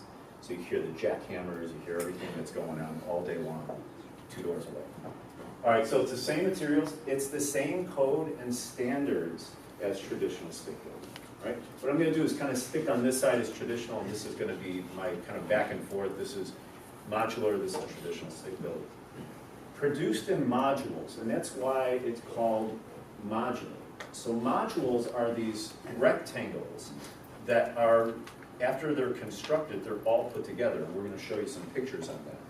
They don't build the entire 20, let's say it's a 2,800 square foot home. It's not like they build the entire 2,800 square feet in the factory and then ship it. They're built in these rectangles that are eventually all put together like a Lego type of situation, okay? They link together in an identical design intent as a traditional home would be. In other words, there's no compromise, okay? No compromise whatsoever. If you can build it traditionally, you should be able to build it modular as well, all right? Any questions before we move on? All right, chapter 2. What are the advantages? So these are the advantages when this lady came to me and said, hey Brian, we've got this home in La Jolla, but I want to build a modular home. I said, I don't really know a lot about it. I flew to San Diego, drove up to La Jolla, I walked the land, I then shot over to Redlands, California, if you guys know where that is. I met with the guy that's going to build a home. I had to eyeball him and ask him all about modular, get into it, and really get to understand this. And the advantages that I found were as follows. Time. Time is one of the biggest ones. How long does it take to build a traditional home, basically? Anybody? 6 months. 1 year? 9 to 12? 6 months. 5, 6 months, anybody? Anybody else? I found in the homes that we built, anywhere between 12 and 15 months is kind of the norm. We've done them as fast as 9.5 months, and we've done them as long as 18 to 24 months, but that's kind of the pocket, right? How long do you think it takes to build a modular? 2 months. I hear 2 months, anybody else? 2 weeks. There you go. 2 weeks? There you go. There you go. 2 weeks, you got it. No one gets that. No one gets that in my class. 2 weeks. Because as you said, modulars, they are actually built at these dies. There's, they're basically multiplied, over and over again, the different types of settings. Right. You can build in 2 weeks. It doesn't mean that we start on a Monday and 2 Mondays later it's up. No. I'm not saying that it's actually built in a factory that fast. Okay? So by the time we then ship it and set it and then finish, by the way, about 90% of the home is built in the factory and the other 10% is on site. Okay? So it's about 6 weeks. Yes. 6 weeks, okay. Yeah, 6 weeks total. Yeah, 6 weeks. And then the permitting is before that. When you put it all together, it's about 6 months. But the same permitting and all that stuff is the same with traditional as well. It's just the building process is faster. Price. So we have found that the price is about 5 to 15% lower than traditional. How much does it cost per square foot? I don't know if you guys know this, the price per square foot to build a home. On average. 300. About 300, I hear? 250? 300. 250, 300? Yeah, you're shaking your head, no way, it's 300. Yeah. Yeah, because If you want a you've been decent in house- business for a while. Yeah. Yeah, because it is tough to get under 300. We're building in Palo Alto, and the traditional way, right? So I wasn't privy to this while we were in the middle of getting everything designed for Palo Alto. And I got quotes from 275 all the way to 400, but the 275 was just, it was like IKEA stuff. It wasn't for Palo Alto. Yeah, what I found in the modular, 5 to 15% lower, and that's a big deal. Because if you're building, let's say, a home that's gonna cost you $700,000, right? 10% saving is 70 grand. And 70 grand, if I got this LLC in place, and we've raised $1.2 million, 70 grand is literally, an extra, what is that, percentage-wise? Like an extra 8% return, right? If it's 15%, all of a sudden, I've added that much more for my investors, and that can make or break a deal. And the less time. Well, and the less time is huge. It's huge. Why? Absolutely huge. Why? Because you may need to get out of the market before it drops. Well, that's, I didn't even think of that one, but that's right on. But what were you going to say? The holding cost, the construction financing. I'm doing La Jolla. I only have to worry about 4 months of time for my construction financing, opposed to 15 months. You can get it That sold could by be the end of summer. Yeah. So I'm just, that was big. That was super big on that one. Strength. When you build a modular home, you actually have to build it stronger. Why do you think that is? Well, you seem to know, why don't you get up there? Yeah, it's gotta travel, it's gotta be transported, so you actually have to build it stronger in a factory for that. And then the cranes come in and take these things and put them in place. They've gotta handle that. So they're actually built stronger. When it's actually up, when all the modules are in place, that interlocking system is stronger than a regular built home. So you've got a stronger product. You've got a cheaper product and a faster product. So that's what, when all the bells started, ringing for me, that this is a great way to go. No outside elements. For 12 months, I've been watching this home next door being built. The rain's hitting it, the sunshine's hitting it. It's just, that's a potential for mold building, and everything is indoors. So I really like that part of it as well. Neighbors, as I said, it's quiet.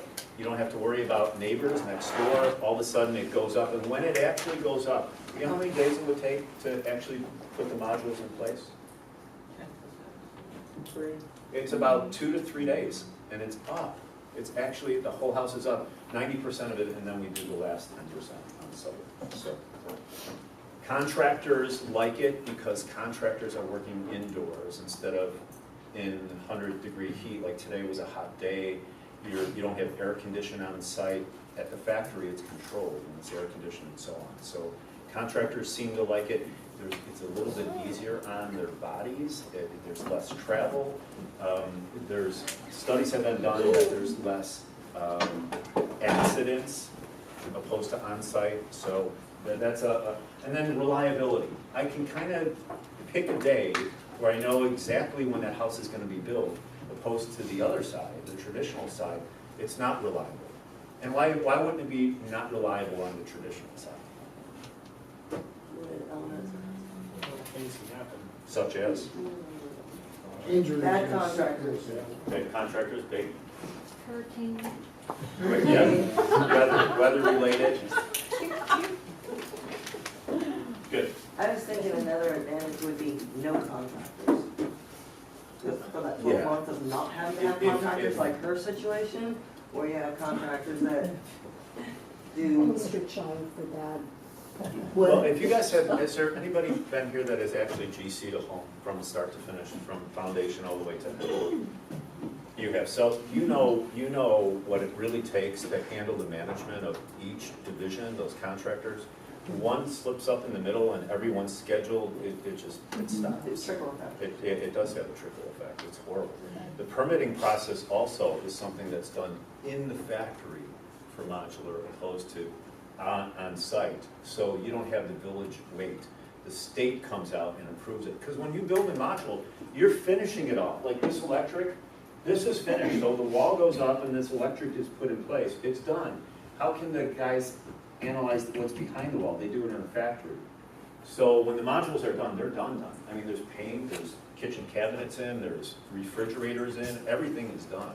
So it's state, yes? So do the city inspectors have to come in after? And No, they only do the city, they cannot overrule the state. The state's already approved it in the factory. That's huge! That's huge! Oh my goodness. That is, there's a lot of little things that all kind of add up. She says I'm supposed to speed it up, so she's kind of like, she said speed it up, how are we doing with time? Oh, all right. I'll go fast. All right, so we're already almost done with chapter 3, so we're good. Disadvantages, okay? Overcoming perception. First time I heard modular, you know what I said my acquisition director? Yeah. And it's probably, like a box and nothing really beautifying. Is there a bad perception? Are you guys getting that, like initially? Right? So I think you have to overcome that. I think the reason for that is back in the 70s and 80s when these modular homes were built or manufactured, people are mixing the two together, that they weren't built to the same quality that they are today that can match traditional stick built. So I think that's one thing that has to be overcome.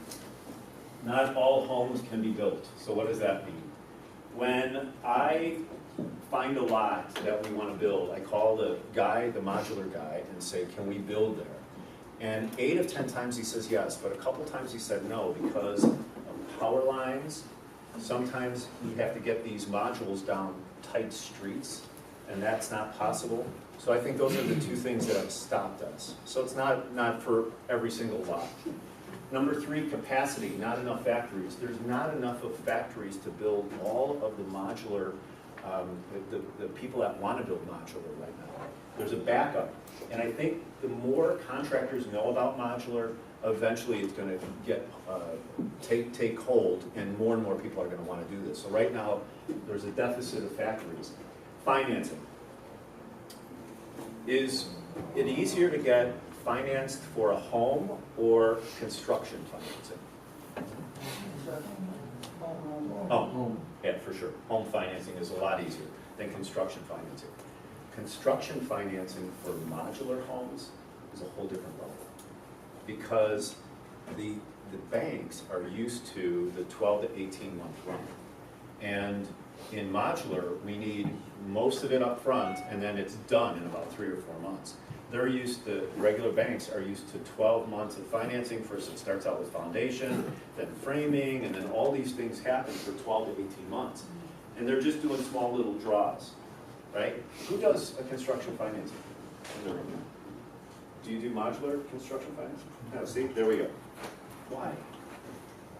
You're not used to it? You're not. Nobody's asked for it. Okay, maybe that's it. All right, but at the end of the day, that's a little bit more difficult, so we're looking at that as a challenge.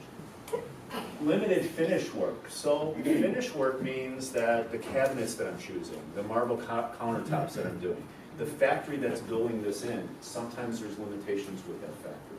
Okay, so we're finding that as well. All right, chapter 4. 7 steps.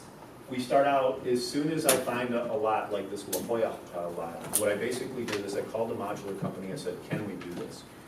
Costs us $3,500 up front. They do a feasibility study to make sure that this is something that can be done. And if they say no, it can't, we lose the $3,500.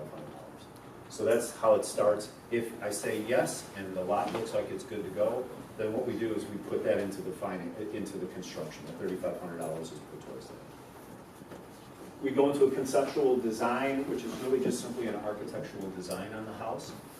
And once I approve the architectural design, and that's what I'm doing right now with La Jolla, the construction agreement comes out, project funding, then we go into engineering. So who said that they built a house here? So you know what building and engineering plans are? Right? So I don't know how many of you understand this, but typically after the architect is done, we have to do about $70,000 of drawings underneath those architectural plans. And once you're done with that, it goes into a stage of, anybody? Bid. Say it again? Bid. That's all the contract is. Sorry? Bid. Bid? That's all the contract. Well, after we get all the actual drawings done, we actually have to go into permits, the permit stage. So that takes about 3 months. And then after that, next. Site construction, and then it's off-site fabrication, so both are happening simultaneously. The foundation is being, so there's really 2 parts to the modular process. There's the construction company that does the foundation work, they take the contract in from the client, they do all the engineering, they do the permitting, then it gets shipped off to this factory. And then the factory itself does the modules, and then they give it back to the construction company, and they transport it. They put the cranes, they set it, and then they do all the on-site work to finish it off. So that's kind of how it's done. All right, any questions before we get into this part? Are we good? All right, so module starts in the factory. See a couple pictures? So before I agreed to have a modular home built at La Jolla, I went to the factory. And I did a tour. It was on a Saturday afternoon. I went through the whole plant, and this is exactly how it looks. These are modules, and each one was being built basically on an assembly line. Next. They also do roof lines inside. Next. And take it out and ship it. Next. All right, so a home like this, just to kind of understand the concept of modules, you don't realize how many boxes are actually inside a home. Does this look like a modular home? No, because you don't really probably know what a modular home is. This is really almost like, it's like a mansion, right? It doesn't have the same perception of what you probably think a modular home is. the architectural plans for this. Can we see that? Those are the plans. When you look at this from a modular perspective, can we go to the next slide? All the boxes, and then they're all put together. And that's how it's done. So almost any type of real estate can be built like this. Next, it's transported to the site, and then it's set in place. And if we can see a couple pictures of that. So this is a really good, the reason I wanted to take this picture is because the modules don't necessarily have to be on 4 sides. Or, let's see, 1, 2, 3, 4. Yeah, you can do a couple, and then when you link them together, it creates this open space. This way or this way. So if you ever see a home with 30-foot ceilings, you'd say, well, wait a minute, how is that modules? It's not real pop. You just have these fake ceilings or floors that are eventually taken out when it gets to the site. Next. Insulation, everything's done in the factory. The crane is setting it, it's done. It's painted, all the electrics is in. So it's the speed of this. It just goes very fast. Next. Modular homes. Wow. Next. You can flip through it relatively. Yeah, that's a modular home. Victorians, I mean, Cape Cods, you name it. Next. Next. Yeah, I mean, this is one module, just a simple home. Sometimes you look at this and you don't realize that those are modular homes. Next. You guys probably seen a lot of Eichlers in the area, right? I know it's like 15,000 of them. And these are just simple boxes that are all kind of put together, and all this can be done. Next. Are we done? We done? Okay, so what's my agenda today? Basically, I decided, I got a call when I was, where are we at? It's good to go on for another 10 minutes or so? All right. So I get to Redlands, California, and one of the guys that was a partner with this company, this modular company, said, Brian, I'm in the process of, remember there's 2 sides to modular. There's the construction company and there's the factory. They make about 50% each on the deal. So at the end of the day, most modular companies don't own factories, and most factories don't own a construction company. So these guys come at me and they said, so you're building this home in La Jolla, and you're also got a team in place in the Bay Area that's looking to build 200 homes a year, 1,000 over the next 5 years. Why don't you guys come in with us and build a factory? And I said, all right, well, let me hear more. Tell me more about this factory. So we got to talking, after about 8 weeks of this, we decided to put a partnership together. And I said, if I'm going to build a factory, I want to make sure that I own and control part of the construction company as well. I want both of them simultaneously. Why do I want the construction company and factory? In my mind, I want you to think a little bit about this. I make money when I do the whole deal. 4 ways, right? But what is my thrust? Why do I want to own the factory and the construction company? I'm already making money doing this deal, right? Why is this important? Affordable Affordable integration? vertical integration. Yeah. You're owning more pieces in the process. Yeah. You have more fees along the way. So it's not really about the money as much. I'm finding out there's a ton of money in this, but it was really for control. Quality control. Yeah. Creativity too, I would think. What do you mean by capacity?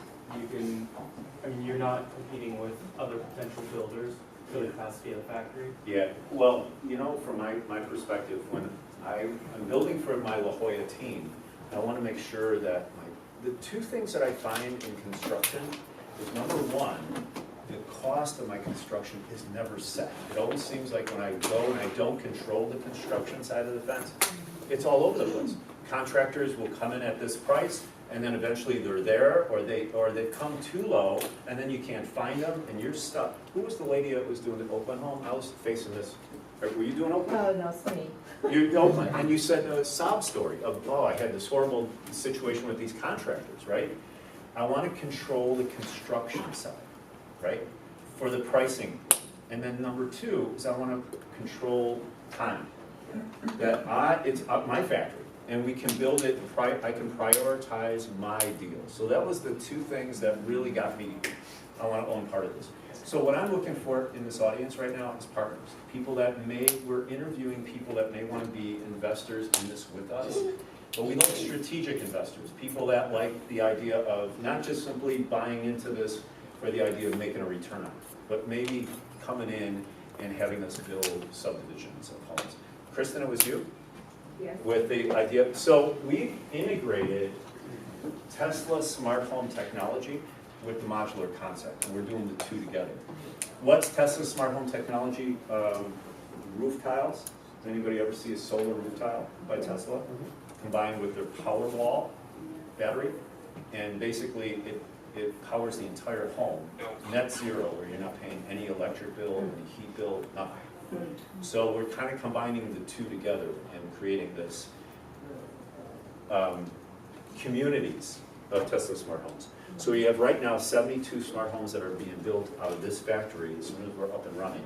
That's an entire neighborhood of Tesla smart homes. So we're looking for partners on it. So we're raising $10 million. If anybody wants to be involved with us, it's $100,000 minimum to get involved.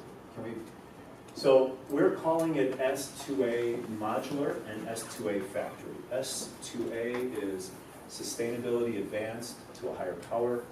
So I think you're the one that mentioned that word to me. That's what we're calling it, S2A. We're building a 120,000 square foot facility. 100,000 is the lowest. What's an accredited investor, by the way? 1 million, 200, 300. You're right. So what he said, to be an accredited investor, you have to have a net worth of $1 million or more. Or 200. you're making $200,000 a year for the last 2 years. That's an accredited investor. Excluded, or 300. Combined. Wow, that's great. So you've invested in these type of deals. You know that? You got a Series 7 license? Where's the realtor That's awesome. So you'll find that when you're doing these type of deals, we've put together what's called a private offering memorandum. You can put 99 investors into those deals. The federal laws, you can't put more than 35 non-accredited people into that. Our attorney suggests you don't put any non-accredited investors, because usually a non-accredited investor doesn't have $1 million net worth, doesn't make a lot of money, and because of that, you don't want to take their last dollars. And they're very, very maintenance intense, because they haven't been in a lot of deals and they're scared of putting their last dollars in. So anyways, accredited investors, that's what we're looking for. Number 2, this is the use of the capital. We're building the factory, putting 1.1 into 18 acres just west of Palm Springs. $1 million for the modular construction kickoff, 1.9 for reserves, and then we pay out a commission of $500,000, 5% of any of the raise. Is that legal, by the way? Can you pay commission on capital raise? Of course you can. It's your deal. So 5% commission gets paid to anybody that brings deals in, all right? Investors, I should say. Any questions on the $10 million in capital? What's the term of the investment? We think that it's going to go 5 to 6 years. We're looking to build it to a $200 million valuation or more, minimally. Can they stay in if they want to? After someone buys us out? Probably not, unless we IPO. Yeah. If we go public with this thing, then there's obviously, you stay as long as you want. Yes. How do the investors recover in case the project is moving? I'm so sorry, one more time. How does the investors recover their money in case the project does not move? Okay, well, we're all adults, right? So there's no guarantees in any of this, but, there's real estate deals, and there's business deals where there's no real estate involved, and on this side of the fence, there's no ceiling, because you can grow a business as big as you want, but there's higher risk. On this side, it's La Jolla, and you can only make so much rate of return on it. It's just a building and a piece of land, right? You're not going to be able to make 1,000% return on your money. It just doesn't happen. But there's less risk because there's a piece of land and a building. A lot more risk on this side. It's a business, but it could be Apple, and you can skyrocket it to a $140 billion company, right? You can do whatever you want. This is a combination of the two, all right? There's real estate involved, there's 18 acres of land, and there's a factory. And after it's built, basically, if the company went bankrupt, which I don't think that way, but I mean, if you take it down to a catastrophic situation, you can at least sell the land and the factory and get the 10 million in capital back. All right? All right, how many, 853, all right. Next slide. Anybody know where Menifee, California is? It's just, anybody know Marietta, California, or Temecula? Yes, yes. Just Temecula. All right, so Palm Springs has a big mountain called San Jacinto to the west of it. It's right around that mountain, 18 acres of land. I don't know if I need to say anything else, it's all there. That triangle is the piece of land. We've got a contract on the land, we're closing in 2 weeks on it. Next. This is phase 1 factory. It's being built at like an assembly to pump out 20 homes a week. 1,000 homes a year. 4 days, 4 days, 4 days, 4 days. Next. All right, so this might, whether you guys are interested in partnering on this or not, this might be interesting just to understand a little bit about how contractors, I've seen a couple of hands get raised, what they actually make in this business. And that's, at first I got into this for the control, and now I realize the money that can be made on this side of the fence. So I'm building a home in La Jolla, and it's $700,000 in construction fees. They're making a 20 to 25% markup. So I'm doing the math. Well, 700,000, 70, that's 140 grand profit on a house. I'm building 100,000 homes over the next 5 years, 140K times 1,000, it's $140 million. There's a whole different business besides my control part. This is something that should be owned. We did a breakdown, so I brought all my partners in and I started to ask them, what is the true cost? Now I'm inside, I'm not outside anymore. I've always been outside the construction world, now I'm inside. What's it really cost? Serious, what's it cost to build this home? From the construction side, I got, are you able to see in the back row? Are you guys good on that? Yes. So number 1, it says modular cost, that's the construction cost, is about $90 a square foot to transport, to do the foundation, to do the on-site, all of it, right? And then the factory is about $115. So when you put them together, it's $205. Yeah, so when you said 300, right? There's some of these guys that are giving me the inside information now, they're saying, Brian, we sometimes make $200,000 to $300,000 a home. It's really an amazing amount of money the construction side of the fence makes. So we're doing a 25% markup. At the end of the day, we get the markup on top of the cost, puts it at $256 to the consumer, $250 to the, remember I said 5 to 15% less for modular construction? That includes 75% of the Tesla modular upgrades, or the Tesla home smart system on top of that. We pay a salesperson for every home that we sell. It gives us about 90,000, not 140,000, not about 90,000 a home profit, 90, 90, 90, 90, 90, 90, okay? Any questions on that? All right, next slide. So this is what we're projecting. 55 homes to sell, then 197, 338, 495. How many did I say my team is personally gonna sell over the next 5 years? 1,000, right? So, and then I've got a partner that buys land, entitles it, and is putting subdivisions up. So he's bringing in about 1,000. And then there's the general public, and then there's factory tours, and our money that goes into marketing. This number, 2,500, would create about a $200 million company. I think we can do 5,000 homes, and I'm an apartment building guy. I really like hospitality, I like big apartment buildings. Anybody know there's 2 apartment buildings that are being built right now in Oakland. One's a 28-story and one's a 29-story modular apartment building. What's the address? Just Google it. Okay. Google modular 28-story in Oakland and you'll see. There was a 57-story skyscraper built in China in 2015. YouTube that and you'll see the actual process. In 19 days, a skyscraper. Marriott is building a 330-unit hotel, faster, stronger, right, quicker, right? So we really, really want to get, I want to do 5,000 homes, 5,000 apartments, that's my goal. Next slide.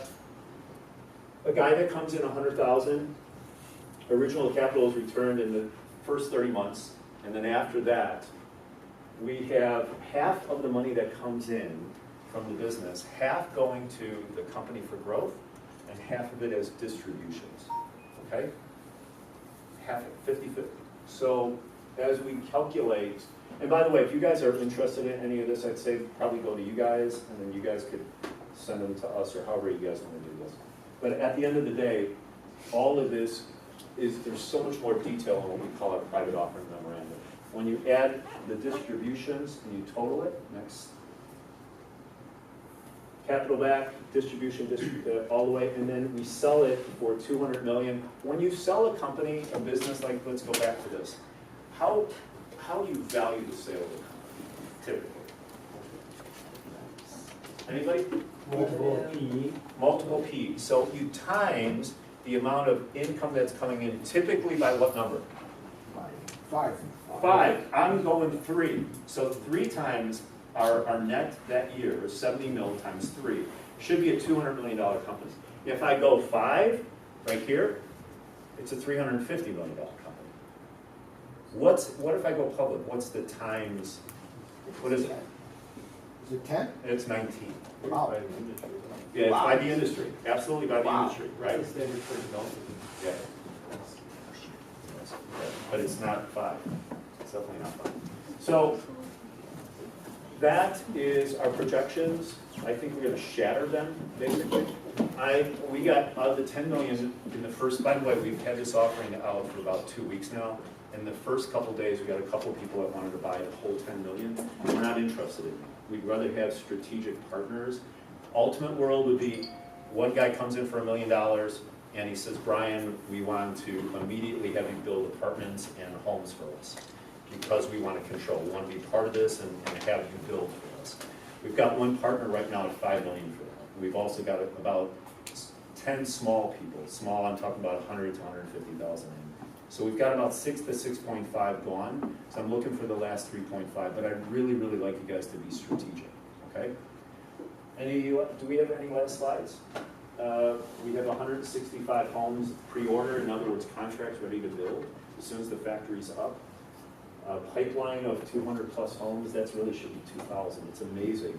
When you say modular, fast, speed, pricing, there's just a lot of interest right now. Next. Factory OS, our competition in the private offering memorandum, there's about 20 companies. Factory OS is out of Vallejo. Google just gave them an order of 300 homes to build.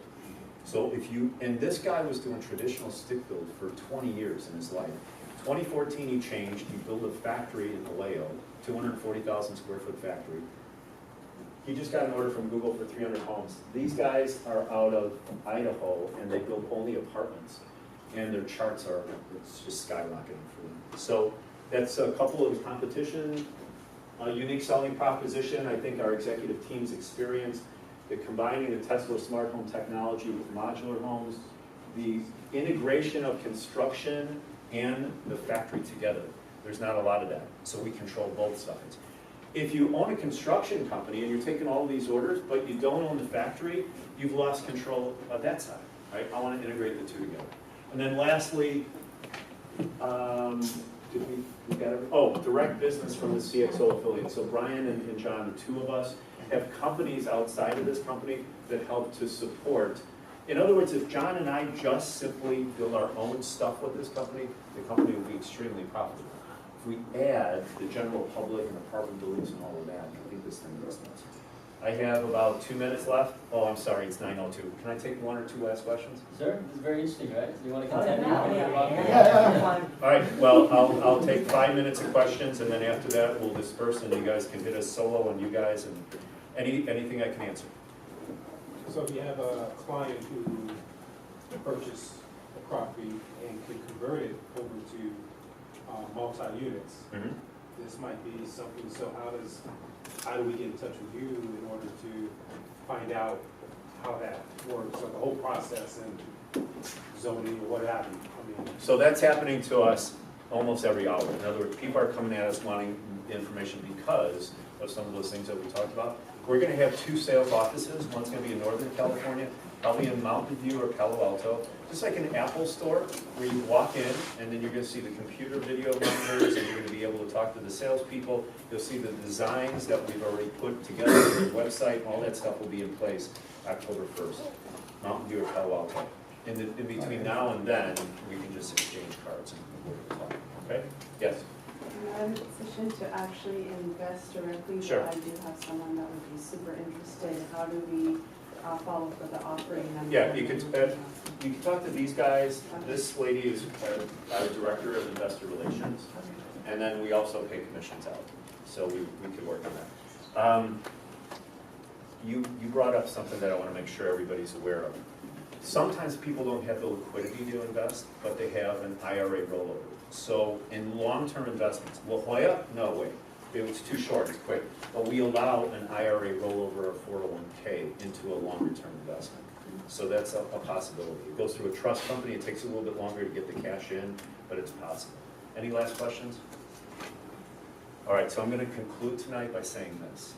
If you're interested, and I don't want to steal clients away from these guys. That's not what we're here. Actually, we're looking to potentially partner in a deal in Milpitas. So we may have a long-term relationship here. They do things a little different than we, and we do things, I think there's a great synergy between the 2 companies. But we run these meetups every quarter, and the next run that we're going to have is in Palo Alto and San Francisco minimally. If you go to flippingproperty.com and you click on meetup on the first page, you'll see information. Today, we're not locked in for anything in the 3rd quarter. So if you want to get a hold of us, that would be the way to do it. All right? All right, thanks, guys. Very cool. Thank you guys for coming. Thank you for staying good to the end. Before we do wrap up, we do want to give it back to you. And if you have any needs and wants that you need help with or need anything, just let us know. We can go over quick needs and wants before we adjourn. If you have to go, you can go. But anyone with needs and wants, real quick. Needs and wants? You there? Guys, right now.